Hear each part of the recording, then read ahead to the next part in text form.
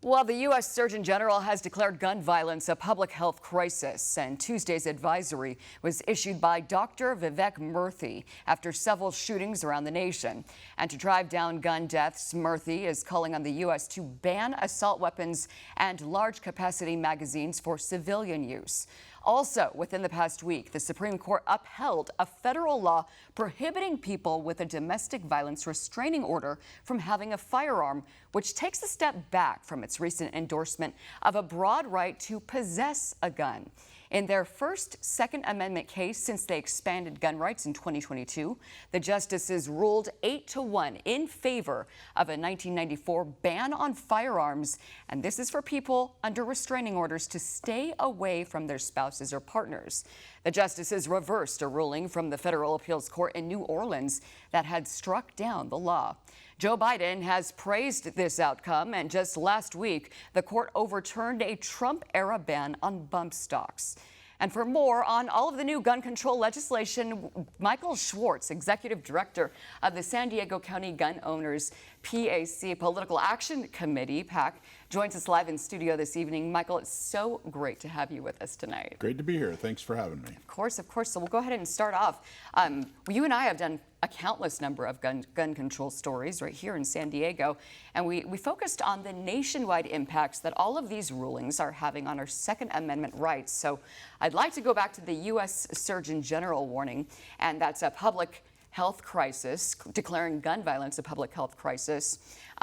You normally think of something that could make us sick, like the pandemic, when referring to a public health crisis. That doesn't seem like it's related to guns at all. What are your thoughts on this? Yeah, I think it's completely inappropriate to use the, a division of the executive branch that has to do with health to advance a political agenda that has to do with guns.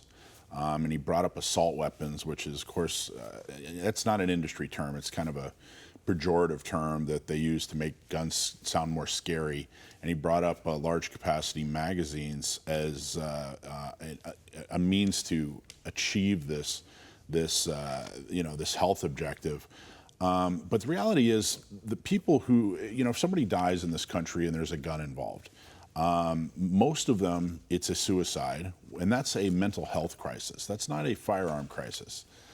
They may have used a firearm to commit suicide, but there are a lot of ways to commit suicide. It's not morally better to commit suicide in a different way. These are people that are going through a mental health crisis, and we need to fix that problem. Or you're a professional criminal, and you're fighting with another professional criminal.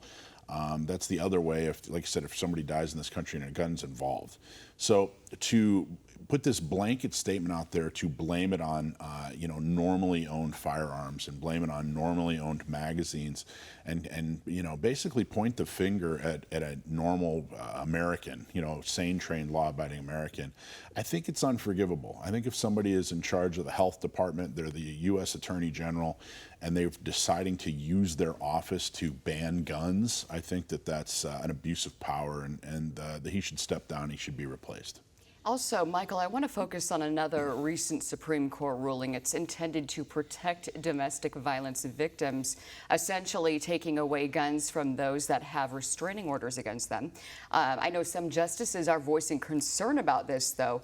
This could jeopardize the background check system on all gun sales. How will this latest ruling impact American citizens? Yeah, it's a good question. So, sane, trained, law-abiding gun owners, that's what's important. So if somebody is breaking the law and they're causing physical harm to anybody, gun owners take that very seriously. We're not standing up for the rights of someone who's abusive, someone who's in domestic violence or something like that. So it was a broad ruling. The problem is, a few years ago they came up with a term, red flag laws. And the idea was, hey, if we can catch people before they cause a crime, then we can prevent a crime. And the only real type of red flag law that they came up with is a gun violence restraining order. Now, the problem with gun violence restraining orders is there's not enough due process in order to put a restraining order on somebody. So basically an accusation, You know, people could just say, hey, this person said this or did that, or I think they might do this, and boom, they lose their gun rights, they have to go to court, they may even end up in jail, and there just isn't enough due process. Now, if somebody has committed some kind of violent crime or some kind of domestic violence, and there is a restraining order against that person, then there's nowhere in the country where that person can own a gun. They're considered a prohibited person. So once you do break the law and you've gone through due process, then of course you should be a prohibited person. But the interesting thing about this case is a couple of years ago, the Supreme Court came out with the Bruen case, and Supreme Justice Clarence Thomas wrote it. And it was a very, the criteria that people, especially judges, had to look at firearms laws was very objective. It was very black and white. You know, he wanted you to look at the history, text, and tradition in the country. Now, this case was, yes, it was about domestic violence, but it really, almost every Supreme Court justice wrote their own opinion, whether it was in the majority or in the dissent, and we got to really get a peek as to what their understanding of what the Bruen decision was. So it made it, it didn't change anything. It just made it a little less objective and showed, hey, this is where we would rule if a case came before us and you were to talk about the Bruen case from a couple years ago. So I think that understanding of where each Supreme Court justice stands on the Second Amendment was very, very important. I wouldn't say it changed anything. It just clarified where they would rule on certain Second Amendment cases that come in front of them. So it's a little bit more challenging, though, right? If something's subjective, then you know, both sides, anti-gun and pro-Second Amendment, have to really you know, feel out and figure out, okay, well, how exactly do we live in these parameters, and where is the line? The line was clear a couple years ago, but now it's a little bit more hazy. A little bit blurry with all the legislation coming down. The San Diego County Gun Owners Political Action Committee is a program specifically designed for victims of domestic violence. NOTMESD is the name, and it's being recognized on a national level. It's equipping and essentially empowering women, and many of whom are survivors. Go ahead and go into detail more about the program and how you've seen it transform women. Sure. A few years ago, I read an article, and they were talking about some of the numbers that had to do with domestic violence and sexual assault, especially in California, and how there was a bit of a spike, and you know, any violence or sexual assault is unacceptable. And I felt that our organization, as a pro-Second Amendment organization, had a role to play. So we put together a program that's very hands-on. If you're a woman who wants to own a firearm, learn how to use a firearm, and then carry a firearm outside of your home for protection, you contact us and we'll put you in touch with a volunteer who's been trained. And we will make sure, in order to prevent domestic violence and sexual assault, we will make sure that she can own a firearm, can get the training that she needs to be effective, and then of course carry it with a carry permit. And if any part of that is cost prohibitive, then we'll find a grant or a discount, and we'll make sure that her self-defense is not cost prohibitive. It's incredible. It's amazing to see such help, such hope for people that have gone through absolute hell on earth. And I wanted to ask you if this program, such a program like NOTMESD, were adopted on say a nationwide scale. Do you think that could equip and say empower women to protect themselves, actively take a stance against abuse? I think that absolutely, laws that allow women to be able to own, be able to carry and train with firearms, those are common sense gun laws. You know, those are gun laws that make sense. If you have a person who wants to make a victim of someone else, and that potential victim is armed, you're far less likely to be able to be successful in your attack. So it's very no nonsense. You know, it's not just some information on a website or a pamphlet that we pass out.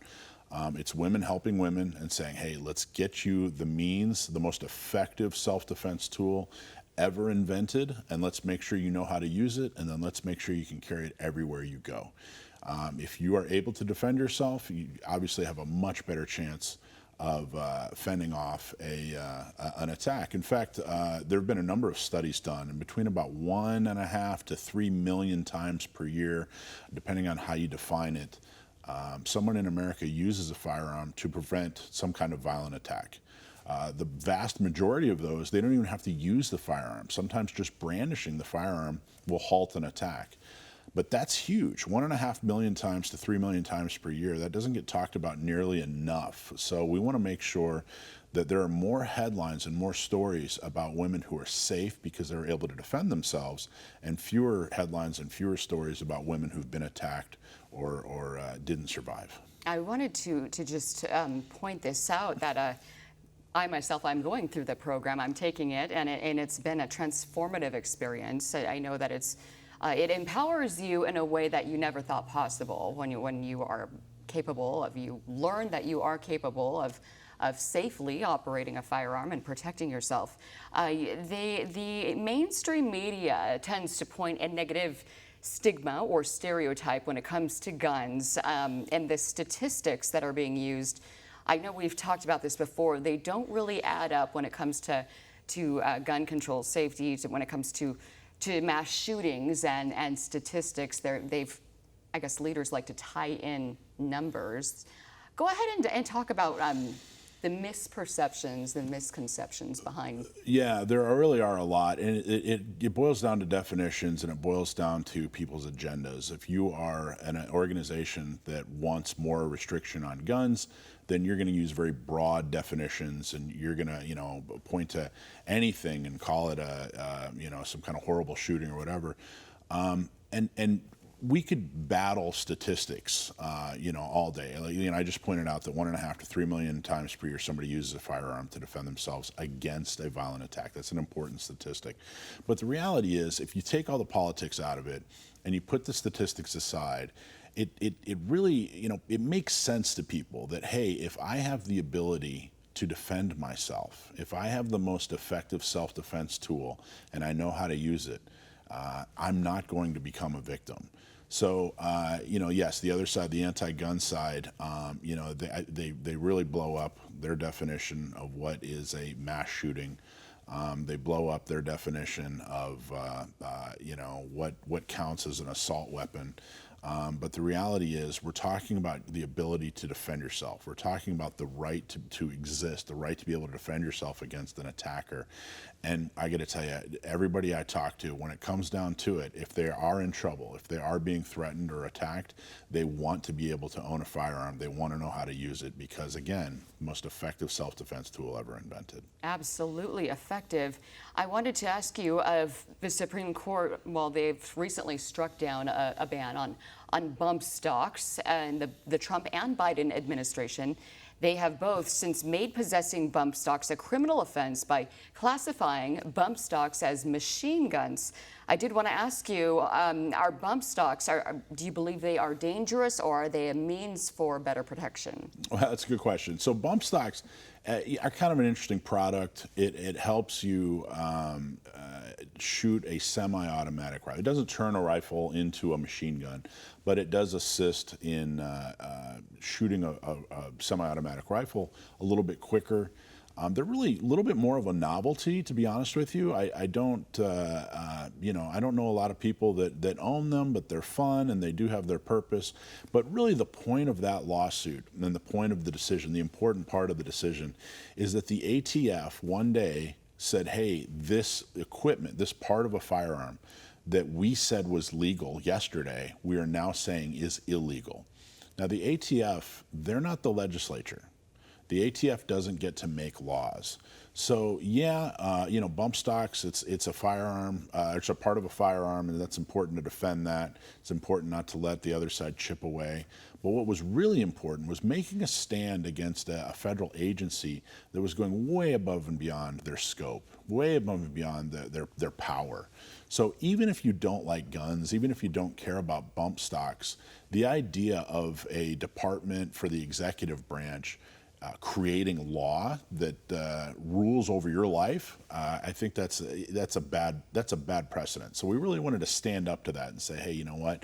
We need a Supreme Court ruling on this because it's simply not right. It's not constitutional. It's not the American way. And we got it. We got it big time. So the ATF was put in their place and constricted and said, hey, you can't do this. It has to go through the legislature. It has to go through Congress if you're going to want to make law.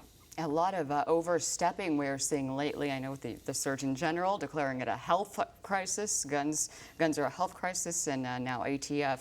I wanted to ask you before we go about ghost guns, which are interesting. You can create those. I believe they are created with a 3D printer. And I know there was certain legislation, the Supreme Court seeking to regulate ghost guns by, I guess, adding serial numbers, conducting background checks, and also maintaining records when it comes to the distribution of ghost guns. As executive director of a Gun Owners Political Action Committee, your organization's take on ghost guns? Well, okay, so a ghost gun is a kind of a slang term for a home manufactured firearm. And from the beginning of our country, people have manufactured firearms for themselves at home. Gun dealers, that whole thing was brought up because it's commerce, and of course Congress can regulate commerce. But if you're not selling the firearm, if you're just making it for yourself, there's an absence of law for that. So that's what makes it legal. Now in California, they put a procedure together and they said, okay, fine, you can make a firearm at home for yourself, not for sale.